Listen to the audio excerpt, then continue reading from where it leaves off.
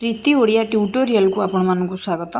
आज वीडियो रे आम्भे माने साप मोचन विषयर तृतीय भाग को आलोचना करबा।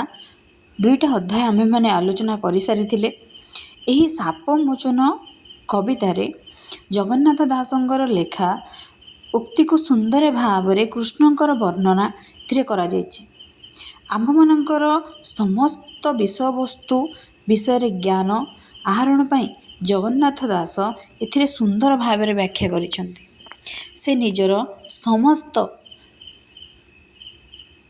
विषय वस्तुर सारांश अनुसार राजांकर पाप भार विषय वर्णना करिसेंति। पूर्व अध्याय आमे माने आलोचना करिथिले कि नृगराजंकर दिव्य स्वरूप प्रकाश पाइछि। किपरि भावरे ना कृष्णंकर बामकर लागि से तांकर दिव्य स्वरूप प्रकाश पाइछंती बा प्रकाश करिछंती। एथिरे नृगराजंकर गोरुदान विषय से कृष्णंक आगरे व्याख्या करुछंती। सेठी किपरि भावरे दान देउछंती से घटना भଳି को से सुंदर भावरे एथिरे वर्णना करि जाउछंती। कृष्ण तांको पचारुछंती काहेकि से कृकलास जन्म ग्रहण करिछंती आ केते दिन काल ए अंधकूपरे भर्ती होई रहिछंती। कृकलासर जन्म भोग करिबा परे तांको की दुख भोग करिबा को पड़िछि ता विषय मध्य पचारिछंती कृष्ण। तार व्याख्या रे नृगराज निजर राज परिवार बा राजकर्म विषय रे समस्त व्याख्या करुछंती। से किपरि भावरे गोरुदान करुथिले, किपरि भावरे से सब गोरी गोरी को दान करुथिले, केउ रंगर गोरु थिला, सब किछि को व्याख्या करिछंती के ना नृगराज। से कृष्ण आगे दानी पणिया को सूचैछंती। से केते दानी थिले बा संसार मध्यरे जेतेक भी दानी थिले समस्तक पाखरे से अग्रणी बोली निजको व्याख्या करुछंती। कृष्ण को सूचना करुछंती मध्य स्वयं भगवान हेई काहेकि तांको परीक्षा नेउछंती बोली मध्य नृगराज सूचना करुछंती। काहाको ना कृष्ण को सूचना करुछंती कि आपण तो स्वयं देवंकर राज, आपणक सर्वभूतଙ୍କ देहरे बास, ताहले मोते काहेकि परीक्षा करुछंती, ताहले मोते काहेकि परमाणुछंती। ए कथा कहउछंती कि ना नृगराज। आमे ता परठारु आलोचना करिबा। बरिली जेसन ब्राह्मण भोनाथे सावधाने शुण। अर्थ से कहउछंती नृगराज कि मु एठु टिके सावधान सहकारे भगवान शुणंतु कि मु जेतिकी गोरुदान करिथिली सबु सुगुण सुसंपन्न गोरुदान दैथिली, किंतु एबे टिके सावधान सहकार मो कथा को शुणंतु। एइठारु ही मोर कोन हेछि ना विपद आरंभ होइछि। कोन हला ना से नृगराज कहउछंती बरिली जेमंत ब्राह्मण भोनाथ सावधाने शुण। भोनाथ अर्थ किए ना कृष्ण को संबोधन करुछंती, हे नाथ मो कथा को टिके सावधान सहकार शुण। उत्तम ब्रह्मचर्य दीक्षा वेदायने मंत्र दीक्षा एमंत विप्र सावधान सुपुण्य काले देली दान। अर्थ सुपुण्य काल रे बा पुण्य काल रे से दान देले। कौन दान देले ना गोरु दान देले। काहाकू ना ब्राह्मण को। किए दान देइछंती ना नृगराज एठी गोरु दान देइछंती।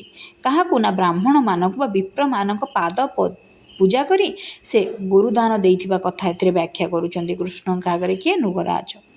अधिक दान देली जेते शुणिबा तो अग्रते। शुणिबा शुण कहिबा तो अग्रते। अर्थ मु जेतिकी गोरु दान देली मु एबे तो आगरे कहिबी, किंतु सीधा सड़क कहि परिबिनी। केमती करिबी ना उपमा सदृश मु कहिबी। उपमा कौन ना ताकू प्रतिशब्दमूलक मु तो आगरे व्याख्या करिबी बोली कहउजंती के ना तमर गोचर्मे भूमि दान सुवर्ण धेनु सुवर्ण आयतन। से खाली गोरु दान करनथिले ता सहित मध्य गोचर्म अनुसारे भूमि दान करुथिले। काहाकू ना विप्र मानंकु बा ब्राह्मण मानंकु से गोरु चर्म अनुसारे बा गोरुर जेतिकी लोम थाए से लोम अनुसारे कौन देउथिले ना भूदान करुथिले, भूमि दान करुथिले किए ना नृगराज। गज तरुण कन्या दासी तीळ पर्वत धन्यराज। धान्य राशि अर्थ धान। पर्वत आकारर धान मध्य से काहाकू दान करुथिले ना विप्र मानकु दान करुथिले। गज परी पर्वत आकारर धान को मध्य कौन करुथिले ना से दान सदृश देउथिले किए ना नृगराज। से कहते कृष्ण आगे मु खाली गोरु दान करनथिली, गोरुंक सहित भूमि धान आउ मध्य अन्न अलंकार भूषण खाद्य वस्त्र सबु किछि को से दान सदृश देइछन्ति बोली एथिरे उक्ति को बाढ़ुछन्ते किए ना नृगराज। भोग्य संपन्न सुखसज्जा वस्त्र तरुण बଳି भोजा, से कहते खाली कौन देली से सुख भोज्य देली नहीं, मु ता सहित वस्त्र भूषण मध्य देइछि। काहाको ना से नारी मानंको बा आसीथिबा विप्र मानंको मु कौन देइछि ना वस्त्र भूषण मध्य देइछि। यज्ञ सुवर्ण रथ जेते संख्यारे करिबी मु केते, यज्ञरे जेतिकी रथ आसीथिले संख्यारे मु ताको गणी पारिबि नाही बोली मध्य कहिचंती कि ना नृगराज। यज्ञरे जेतिकी सुवर्णर रथ आसीथिला ताहा मध्य मु संख्यारे कहि पारिबि नाही बोली कहउचंती कि ना नृगराज। से कहते यज्ञे सुवर्ण रथ जेते संख्यारे कहिबि मु केते, संख्यारे असंख्य माने एमती गणन संख्या नाही जिते रथ तांक यज्ञरे आसीथिले। देव मंदिरे जल अन्न मिष्टन पवित्र भोजन, से कौन खाया को देथिले देव मंदिरे जल अन्न, मंदिर प्रासाद रे से भोग मिष्टन पवित्र भोजन देथिले।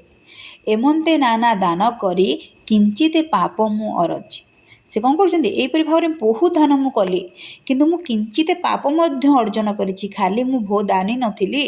कि कहउचंती ना नृगराज कहउचंती कि मु खाली दानी नथिली, मु मध्य कौन करछि किंचित पाप अर्जन करिछि।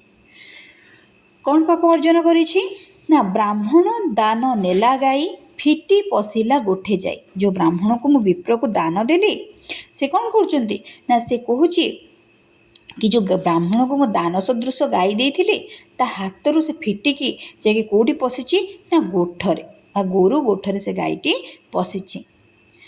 अज्ञाने न जानी प्रभाते दान मु देली विप्र हस्ते, अज्ञानी अर्थ मु ज्ञानी अज्ञानी अटे, मु जानी नहीं मु कौन करुची विप्रंक हस्तरे मु कौन कली ताको अर्पण कली हैला, मु ताको दान सदृश विप्रंक हस्तरे देली। ब्राह्मण धेनु घेनी जानते विप्र देखिला राजपथे, से कौन करची ब्राह्मण कहूची नृगराज कहउचंदे कृष्ण को कि कहउचंदे ब्राह्मण धेनु घेनी जानते, धेनु अर्थ गाई, से गाई की नहीं कि रास्ता रे गला बेले किए विप्र, विप्र ठी दुईटा अर्थ रे व्यवहार होइछ। हम जे देखिबा आम मानकर विषय रे आमे विप्र शब्द दुई बार सुनिबा को पाइबा। गोटे विप्र एथिरे गोरु दानकर्ता को संबोधन करा जाउची बा जे दान ग्रहण करुची, आउ आमे आउ जने विप्र को बुझिबा जे गोरु बिक्री करिसंते ताकू मध्य एथिरे विप्र बोली संबोधन करा जाउची। ए दुईटा जिंस आमे बही भितरे ध्यान रखिबा। ता निज धेनु चिन्हि बळे तत्क्षणे धाइला लांगुडे, ता निज धेनु अर्थ मोर एठी बिक्री करता बा जहार धेनु सेठी ता धेनु को चिन्हि पारिछि, आ ता लांगुड़ जाके कि गोरु गोठ को धाइछि। बोइला मोर धेनु एही हजिला लुड़ंती मुई, मु कौन करुछि एटा मो धेनु बोली काहा कहिछि ना ब्राह्मण को, ब्राह्मण को कहिछि से विप्र बा धेनुर मालिक से कहूछि एटा कौन ना एटा मो धेनु। शुणी ब्राह्मण कोप मने बोइले पुरुष वचने, हे महापुरुष एटा मो धेनु एटा मो धेनु, मु एबे कौन करछि ना ताको दान सदृश आनिछि। कहउचंती किए ना ब्राह्मण। कोप मने, कोप मने अर्थ रागिकी, क्या कहउचंती रागिकी विप्रंको, विप्रंको कहउचंती रागिकी कि एटा मो धेनु, मु एबे कौन करछि ताकू दान सदृश आनिछि, दानरु मु आनिछि धेनुटी को आपण निजर बोली केमिति कहि दउछन्ते। तो ये कथा कहिचंती ब्राह्मण रागिकी। कोप मने बोइले पुरुष वचने, से पुरुष को बा से द्वितीय पुरुष को से कहउचंती किए ब्राह्मण। प्रत्यक्ष घेनी अछि दान देख तू फेड़ीन नयन, से कहउचंती कौन ना प्रत्यक्ष अर्थ ए सांगे सांग मु कौन करछि दान रे पाइछि, देख तू फेड़ीन नयन, तो नयन को खोलिकी तू देख कि मुझे सांगे सांगे कौन करछि ना दान सदृश गाईटी को ग्रहण करिछि। जल तुलसी कुश धास्ते तीण ही देख तू प्रत्यक्षे, कौन दिखाई ना मो हाथ में कुश वस्तु लगी, तुलसी पत्र रे पानी मध्य छड़ा होती, ता सहित मध्य तू प्रत्यक्ष देखिपु। मुझे दान सदृश कौन करछि ना धेनु को आनिछि। ଏ ଧେନୁ କେମନ୍ତ ତୋହର ଶୁଣି ବୋଇଲେ ବିପ୍ରବର। ଏ ଧେନୁ ବା ଏଇ ଗାଈଟି କିପରି ତୋର ହେଇପାରେ, ଏ କଥା ଶୁଣିକି ବିପ୍ରବର ରାଗିକି ସେ ଦ୍ୱିତୀୟ ପୁରୁଷକୁ ବା ଆମେ ଗାଈର ମାଲିକକୁ କହିପାରିବା କହୁଛନ୍ତି। ଆଉ ମଧ୍ୟ କ'ଣ କହୁଛନ୍ତି ନା, ଏସବୁ ଉକ୍ତିରୁ ଆମେ ଜାଣିବାକୁ ପାଇଲେ କି ମୃଗରାଜ ଯେଉଁ ଗାଈଗୁଡ଼ିକୁ ବା ଧେନୁଟିକୁ ଦାନରେ ଦେଇଥିଲେ ସେହି କାରଣରୁ ସେ କିଞ୍ଚିତ ପାପ ଅର୍ଜନ କରିଛନ୍ତି। ଚାଲ ଦେଖିବା। ଧେନୁ ଶିରରେ ମୋର ଲେଖ ତୋହର ଚକ୍ଷୁ ଥିଲେ ଦେଖ। ଗାଈର ମାଲିକ କ'ଣ କହୁଛି? ଧେନୁର ଶିରରେ, ଧେନୁର ମସ୍ତକରେ ମୋର ଚିହ୍ନ ଅଛି, ମୋର ଲେଖା ଅଛି।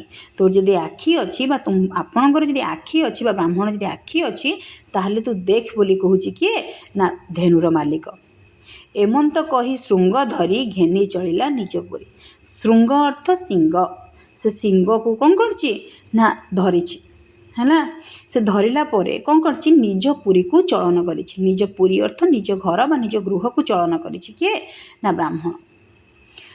ବ୍ରାହ୍ମଣ ଧରେ ଲାଞ୍ଜ ଧେନୁ ଏମନ୍ତେ ଉପୁଜିଲା ମନ୍ୟୁ।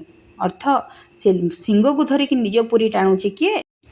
ବିପ୍ର ନିଜ ଘରକୁ ଚଳନ କରୁଛି। ବ୍ରାହ୍ମଣ ଧରେ ଲାଞ୍ଜ ଧେନୁ ଏମନ୍ତେ ଉପୁଜିଲା ମନୁ। ବ୍ରାହ୍ମଣ କ'ଣ କରୁଛି ନା ଲାଞ୍ଜକୁ ଧରିକି ଟାଣୁଛି। ଦୁଇ ଜଣ ଯାକ ରାସ୍ତା ମଝିରେ ବା ରାଜରାସ୍ତାରେ ଝଗଡ଼ା ଲାଗୁଛନ୍ତି। କଳି ଭିଆ ପଥ ମଧ୍ୟେ ପ୍ରହାର କଲେ ହସ୍ତପାଦେ। ଦୁଇ ଜଣ ଯାକ ବିପ୍ରମାନେ ମିଶି ହସ୍ତ ଓ ପାଦରେ ଝଗଡ଼ା ଲାଗୁଛନ୍ତି। କ'ଣ କରୁଛନ୍ତି ନା ଦୁଇ ଜଣ ରାଜରାସ୍ତା ଉପରେ ଦୁଇ ଜଣଙ୍କ ଉପରେ ପ୍ରହାର କରୁଛନ୍ତି। ଏମନ୍ତ ଉଚ୍ଚ ବାଚ ହୋଇ ମିଳିଲେ ମୋର ପୁରୀ ଯାଇ। ମୃଗରାଜ କହୁଛନ୍ତି ଏହିପରି ଭାବରେ ଉଚ୍ଚ ବାଚ ଅର୍ଥ ଝଗଡ଼ା ଲାଗି ଯେ ମୋ ପୁରରେ ଅର୍ଥ ମୋର ରାଜପ୍ରାସାଦରେ ଦୁଇ ଯାକ ମିଳିଛନ୍ତି ବା ଦେଖା ହୋଇଛନ୍ତି ମୋ ପାଖରେ। ବ୍ରାହ୍ମଣ ମୋର ମୁଖ ଚାହିଁ ବୋଲଇ କୋପ ଭର ହୋଇ। ବ୍ରାହ୍ମଣ କ'ଣ କରିଛନ୍ତି ନା ରାଜାଙ୍କ ମୁଖକୁ ଅନେଇଛନ୍ତି। ରାଗି ଯାଇକି ସେ କହୁଛନ୍ତି। କାହିଁକି ନା ସେ ରାଜାଙ୍କ ପାଖରୁ ହିଁ ଦାନ ନେଇଛନ୍ତି। ସେହି କାରଣରୁ ସେ ରାଗି ଯାଇଛନ୍ତି।